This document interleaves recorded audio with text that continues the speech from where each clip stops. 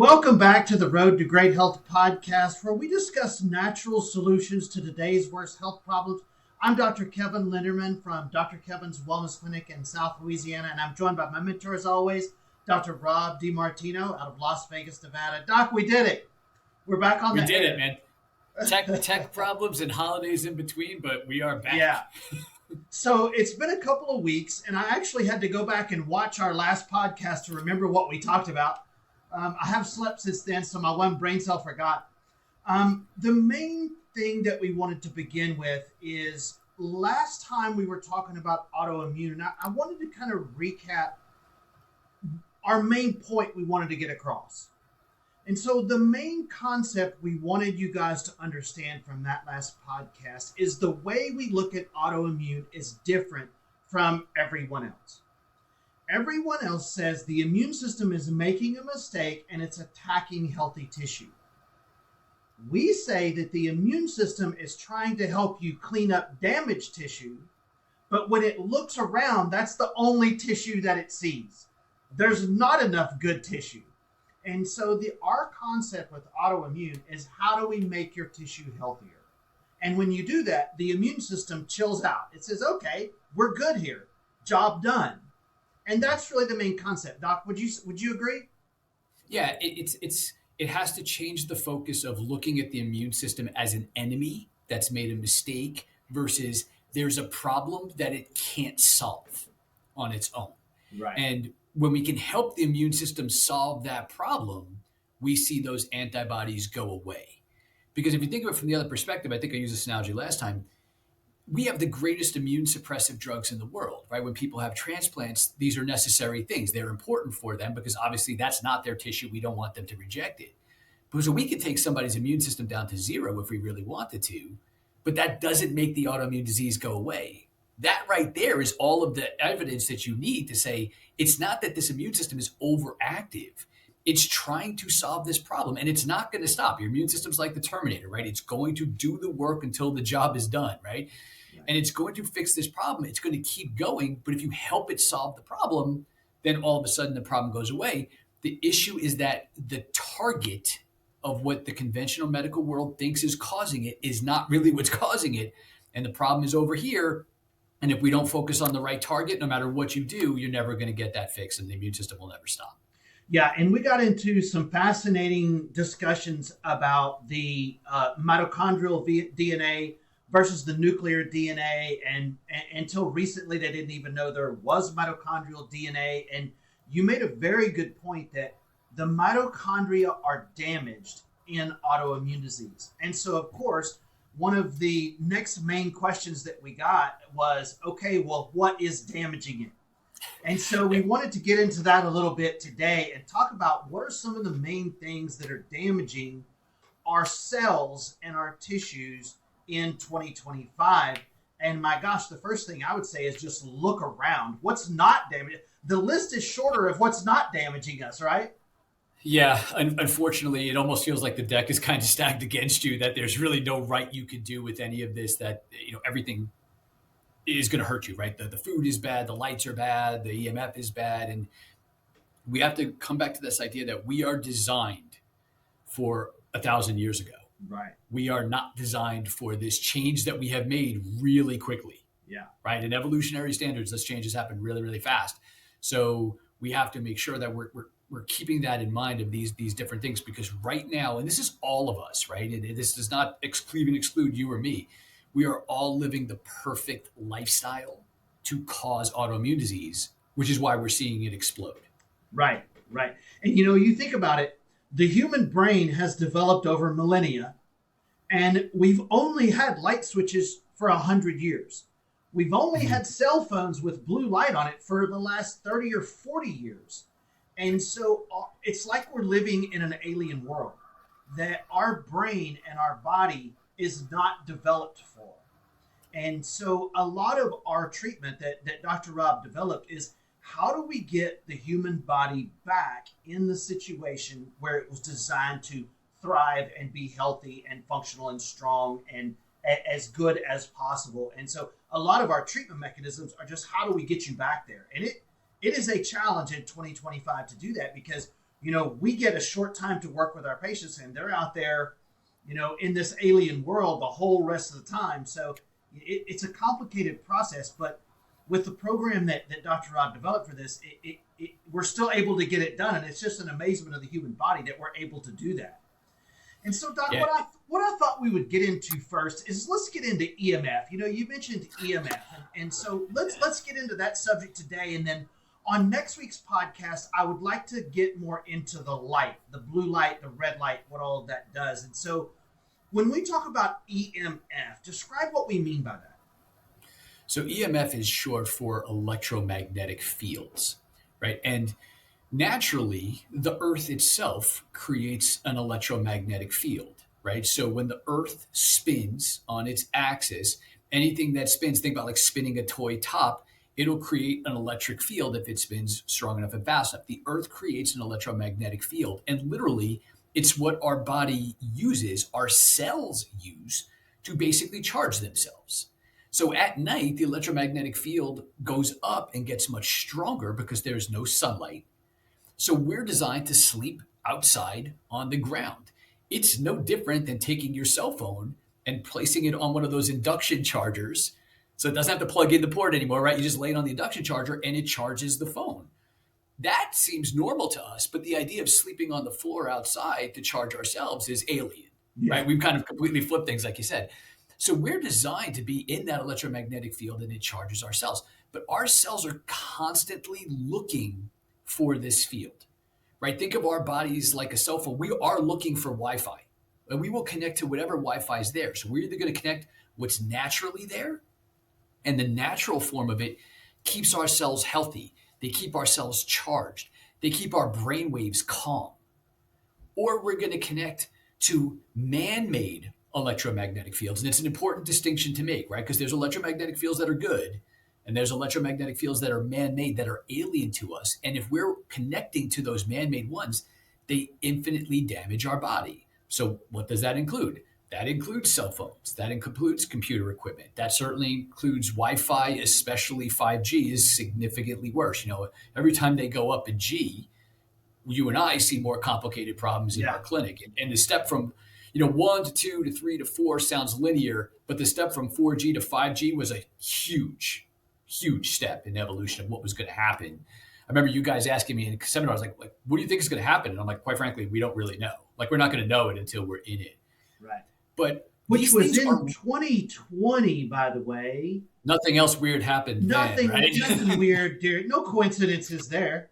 No coincidental things with that too. And it's one of those things where we have to look with EMF. Anything that plugs in creates an electromagnetic field, right? So we are surrounded by that constantly, always connecting to this alien Wi-Fi. And the point of it, simply enough, is it's radiation, right? It's electromagnetic radiation, right? You wouldn't stand with your face in front of the microwave, although I do see people doing that sometimes, which is wild. But that's bad, right? But now we're living in a sea of that. And think about it from a different perspective. In cancer treatment, the thought process is they'll do radiation to do what? Kill the DNA of a cell, damage the DNA of a cell, so that your immune, and if it's a quote unquote bad cell, then your body will kill it and get rid of it. But now we're living in the cesspool of EMF, and we're damaging our mitochondrial DNA, which is significantly more susceptible to radiation damage. Uh-huh. It's the same ideology that we're doing with radiation for chemo. We're just living it every single day and then wondering why these mitochondrial DNA gets damaged. Your immune system looks at it and says, oh my God, that's damaged. It's my job to fix it. It can't pull it off with the equipment it has for whatever purpose. And then all of a sudden, it sticks an antibody in it and says, hey, this is damaged. We can't get it fixed, and we can't figure out why. That is so fascinating. And the way I like to talk about it is electrosmog. So if you remember, like from the early 2000s, they would show pictures of Los Angeles, and there would just be a cloud over the city. And that was real. That was regular smog. But now we're all living in an electrosmog. My gosh, I mean, just take my new truck. I mean, I drive a 4-door diesel dually, and you back up. If there's a car coming, it beeps and the seat on that side vibrates. If there's a car coming this way, it beeps and that side of the seat vibrates. I have a phone charger, a heads-up display. If I get too close in a parking space, it will beep if I'm about to hit something in the front. It's probably good because I have what's called a spirited driving style.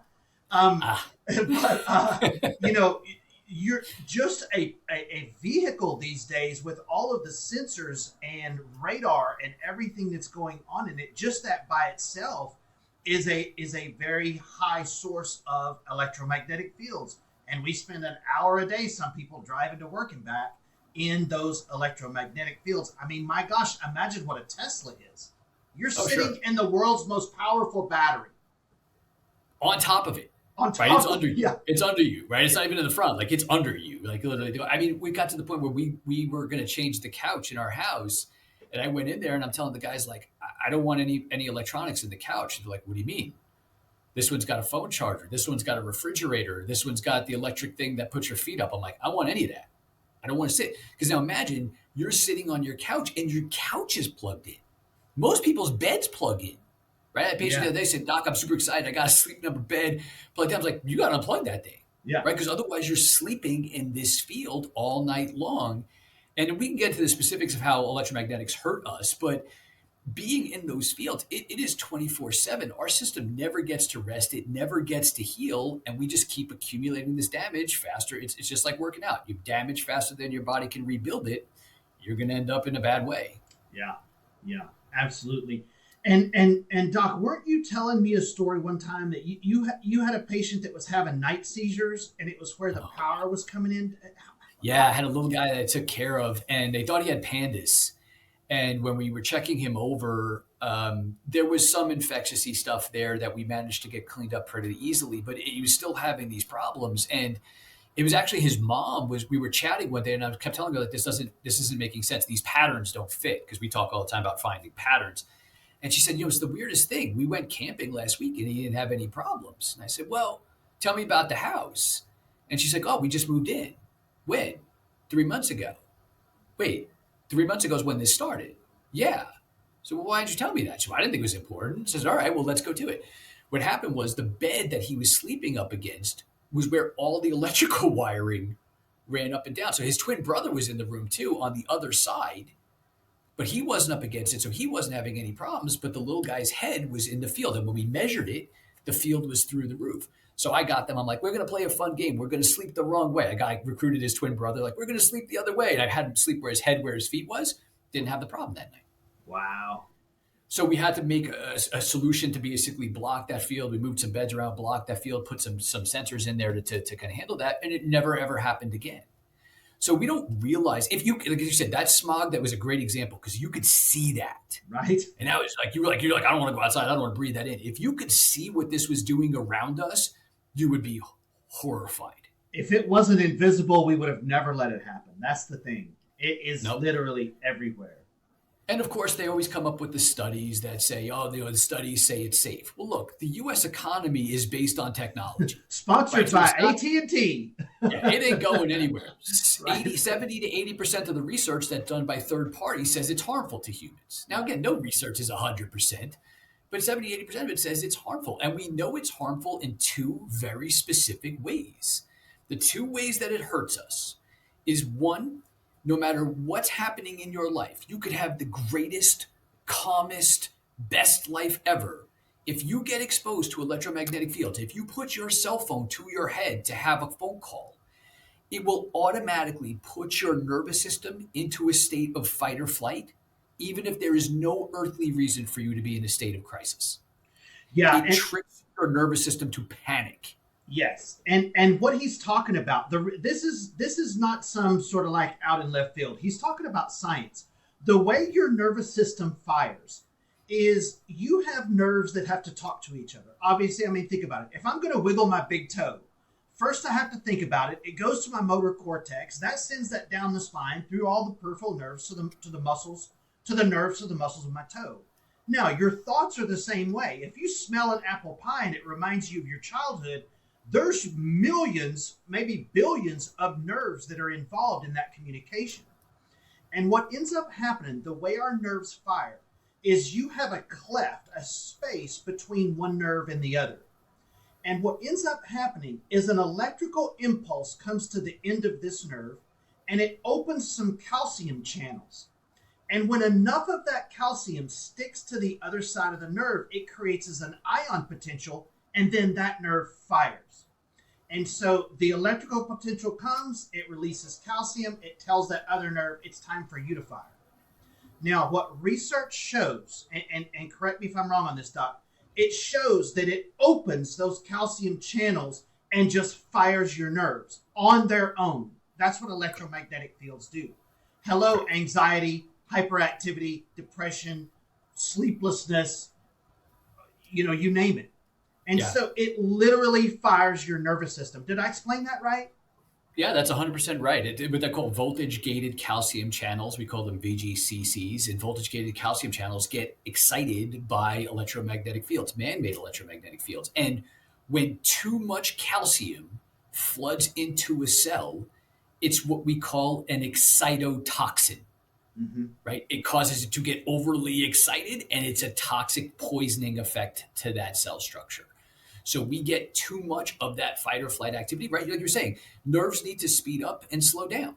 Yeah. Right? Your body needs to speed up and slow down, right? Like, yeah, we're talking now and I'm getting revved up because I get passionate about all this stuff. My heart rate's starting to pick up. My breathing gets a little faster. And then once we're off and I calm down, like my breathing will slow. There's a normal excess of speeding up, and then there's a normal balance of calming back down. But if we're always on the go, 24/7, right? That's where they say, oh, stress will affect us. Well, most people will say, I can't drink caffeine too late in the day because it'll keep me awake. But nobody thinks anything about staring and doom scrolling on their phone. It has the same electromagnetic effect as that caffeine does on your nervous system. Right. And then people, nobody who comes into our clinics who have health problems are like, I sleep great. No, like their sleep is hammered. It's one of the first things that always goes bad. But they're not connecting it towards these things because we would never, ever have to talk about this because it's new. Yeah. The only reason we even have to do these things is because we're trying to live in conjunction with all of this stuff that we really aren't supposed to be. Right. This is a new phenomenon in the history of humanity. The reality of it is it's a wild ideology that our bodies were able to even adapt to this. Right. It is a testament to the human body and human health that we were even able to adapt and survive all that we put it through within just the last 100 years. It's funny. Doc and I talk about that all the time. As bad as it is, it's when you really know this to the level that certainly Doc does, it's amazing that we've even survived it. How much bombardment of everything we're dealing with in 2025. And it's a reason chronic disease is at an all-time high and it continues to get worse every year. It has to do, it's not your fault. It's not the genetics. It's not because your mom had it. It's just look around and look at the environment we live in, and it's like an alien planet. Yeah. And we're, the more we get exposed, the more that our DNA damages, the more we will pass that on to children. Right. We're just going to get sicker and sicker as generations. And it will be, they always say it's survival of the fittest. Right. But really, and one of my mentors always says this to give credit where credit is due, is really now it's not survival of the fittest, it's survival of the wisest.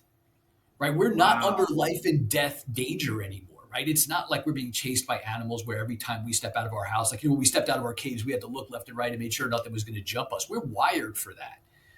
But we're not doing that anymore. But we live under this constant stressors. And if you don't know these things and you don't know how they affect you and you don't understand that, it's what you don't know that's going to hurt you. And that's why I was saying last time, it's like nails on a chalkboard when they're like, oh, we don't know what causes it. I want to rip my hair out because I'm going, we do, but you're so embedded in that, nuclear DNA target that the medical system is built on and is probably never going to change, that you'll say those things. But we do know, again, scientists way smarter than me figured all that sorts of stuff out. My job was to read it all and, then hopefully come up with some solutions. But it is literally an IQ test at this point of what do you know and how do you apply that in your life? And it's tough to do, right? It's tough. There is no more off the grid. Where do you go? Right. So Doc, would you talk a little bit about some of the technological advances connected with some of the major outbreaks that have been around? Like, I mean, I know you've talked about like the Spanish flu was a certain era, and then of course, we know what happened in 2020, and I think there's been other ones. Talk a little bit about that. I've always been Yeah, fascinated by that. yeah. One of the most brilliant things. There's a book called The Invisible Rainbow by a gentleman named Arthur Furstenberg, who unfortunately just recently passed away. But it's a brilliant depiction of every time there is some change in the electromagnetic spectrum of the Earth. Now, that could be a naturally occurring phenomenon like solar cycles and things like that, or it could be a man made event. We see some sort of change in human health evolution, right? So in 1912, when the Spanish flu hit, they was right when they created electrical power lines that ran along the railroads, right? And if you look at where the outbreaks were, they ran a light right along where all of those electromagnetic, where that electrical wiring was. And people know this. I mean, I grew up in New York. I live in Vegas now, but I grew up in New York. And they used to talk about the cancer clusters all the time that lived under the power lines. Yeah. Right. So it was the same thing back then. It just created a flu-like variation. Every time there's a solar cycle, we get these intense flu seasons. So when we jumped to 5G, we started seeing an intense push with COVID. Of course, there was more to it than that with labs and stuff, and that's a podcast for another time.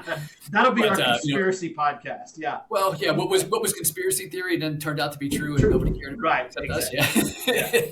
Yeah. But it is one of those things that we see this, and we just see that constant evolution, right? That there really was no diagnosis formally of autism until radar was developed, right? And one of the first scientists who ever really got canceled for this ideology was a guy named Robert Becker.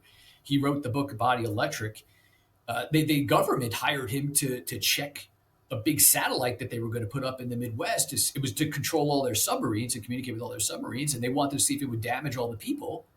And he did the study, actually trying to help them out to prove that it wouldn't, found that it would, told them. They said, yeah, but we're going to build it anyway because we really want to talk to the subs. Pissed him off. So then he went on 60 Minutes and did a whole expose about that. And he was one of the first scientists who was canceled. Right? Lost everything, lost his grant, came after, lost all that sort of stuff. For telling that story, that was like the 60s. Yeah. Right? So imagine what that is now in an Right. electromagnetic spectrum comparatively. Wow, I've always been really fascinated by the history of all of that. Now, if someone has metal in their body, heavy metals, lead, mercury, which we find every day, lead, mercury, cadmium, arsenic. So just like you can't put metal in your microwave at home and everything's great, if Bad idea. someone has metals in their body, obviously that's even worse, right? 100%, right? You put a nail in a microwave, you're going to get a spark. And that answers some of the question where, we talked about it last time. It's like, oh, it's a toxic burden. Well, we've seen plenty of people with really high metal burden in their system, but they're not as sick as somebody who has a lower metal burden because it depends upon the field that they're in. How much reactivity does this metal have? Just metal is very electromagnetic. So is fluoride. What makes fluoride so dangerous for all of us is it is the most electronegative element in that periodic table. It steals all of those electrons inside of our body. It pulls that in the electromagnetic gradient, which we need to power our engines, right? Yeah. So we need that fuel to power our engines, and it pulls it into the fluoride, and it breaks our ability to make energy. Just like the regular ideas, I talked before about the idea of the calcium channels. The other big thing that electromagnetics do to us, they hurt us, is they dehydrate us. Mm-hmm. So they dehydrate. I get patients all the time, and they have all these dehydration markers that'll come up on testing, and they're like, if I drink any more water, I will float away. How could it be that? What you have to understand is when we make energy on a cellular level, mitochondrial DNA is working, everything's working the way it's supposed to, we're going to make energy, and we make water. Our bodies make about 4 to 4.5 liters of water a day. Nobody really talks about that. It's all about the water we drink. So if that's dehydrating us, think about a car engine you don't put oil in, right? It's not going to be like, there's a lot of moving parts, a lot of friction in there. It's going to break down. If our mitochondria don't have water in them, they will break down. They are engines, and that's what EMF does to us. It dehydrates us on a cellular level. Massive damage. Fluoride, stealing all this energy. Metals, you're creating sparks inside of your body. You do not want stray electromagnetic fields inside of your body. It will lead to bad outcomes and damage. Yeah, absolutely. And it really is funny. Like, people didn't used to carry a water around unless they were crossing the Sahara Desert or something. And now you got these ladies at the mall with a 54-ounce bottle of water with a shoulder pack and a tube coming out of it. And they're still super dehydrated. And they still complain, I can't drink enough water. Yeah, because it's not the water they're drinking. Their cells aren't making water. And by the way, that water your body makes, your electron transport chain, your mitochondria make, is the most absorbable water for your cells. It's perfect water for your body. Yeah, it is. And in fact, not to get too sciencey, but in the early 1980s, they gave the Nobel Prize out basically saying that when our mitochondria work, we make ATP. You may remember that from middle school chemistry, probably not. But when I was looking at it, even when I was in medical school, I was looking, I'm going, this doesn't make sense. Like, there's no way, like, this math isn't mathing, right? There's no way you can make this much ATP to run everything you need to make. And now we know that water holds a significant amount of energy as well.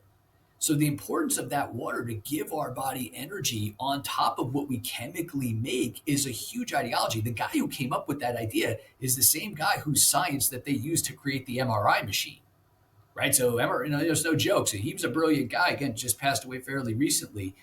But there's so much more. I mean, think about simple things like water, and we'll start talking about all the new stuff we learn about it, the interdynamics of it. But it just goes back to the point that exposure to these fields puts our body in crisis. And when we are in crisis, you cannot be in crisis and healing at the same time. Absolutely. Right? You cannot have an eviction notice on your door and be saving for retirement in 50 years. Yeah. They do not compute together. Yeah. Right? And we need this energy from that water, and it dehydrates us faster than anything else on this planet. We are not built for these alien fields. Yeah, absolutely. Well, Doc, listen, to close out the show today, why don't you give like 4 or 5 just simple at-home tips people can do to try to avoid as much of this electromagnetic field as possible? Because the thing is, you're not going to avoid it all, but if you can cut down a portion of it, it will be enough to help your body function and live better. So what would you say off the top of your head are some 4 or 5 things that people can start right now in order to reduce their level of electrosmog? Yeah, so there's what we call the inverse square law. Means the further away from you that it is, the better off that you are. So at night, when you charge your cell phone, keep it at least 15 feet away from you, right? Keep it away from you. There's no reason to charge it right next to your bed. I had one patient, she was sleeping with it under her pillow while it charged at night, right? Keep that thing away from you if it doesn't need to be on you. To that idea, make sure that you keep your sleeping space as clean as possible. Anything that plugs in creates a field. If you have a lamp next to your bed that you don't use, unplug it, right? There is no reason for that to be in there. Even if you can keep your sleeping space free, make sure there's no Wi-Fi in your bedroom. Make sure you can shut the Wi-Fi at night. It's even better off. Actually, it's better to have no Wi-Fi, right? But keep those routers away from you. I'm amazed at how many people have computer equipment in their bedroom. Right. If you can at least keep that 8-ish or so hours of a sanctuary where you're EMF free, that is a huge step in the right direction. Never put the phone to your head. Always keep it away from you, right? Wherever I'm at, it's on speaker. I'm sorry if it annoys people, but I ain't putting that thing near my head. I've seen too many pictures of what it does to the blood glucose levels in your brain, right? So if you saw it, you wouldn't do it, right? If it was visual, all these ideas, obviously don't stand in front of the microwaves and different things like that, but you have to try to limit your exposure any which way you can, but especially when you sleep, because your body needs to calm down and heal at that point. If you put it into fight or flight, remember, you cannot be in crisis and healing at the same time, and all healing occurs when you sleep.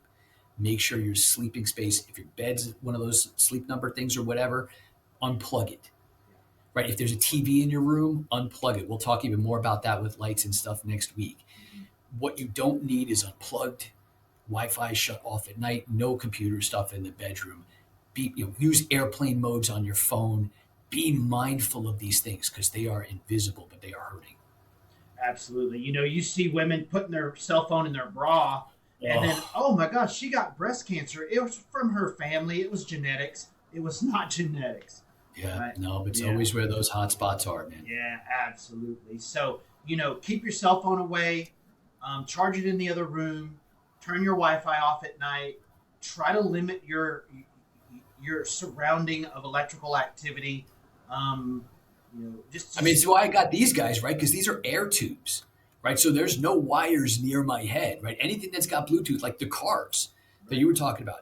Same thing. When I got my wife her car, I was like, do I have anything that doesn't have all this stuff? And like, well, that doesn't exist anymore, Doc. Like all these cars have that stuff. So I have hers where all the Bluetooth is disabled and she can plug it in and plug it into her phone so that it can do all the things, but it has to have a plug. One car I didn't buy because it didn't have the plug outlet towards it. Yeah.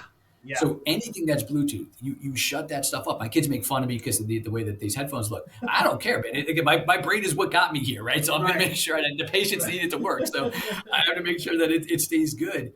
It's just these little things that end up with big dividends. And again, next week when we talk about light, it kind of compounds upon that as well too, for sure.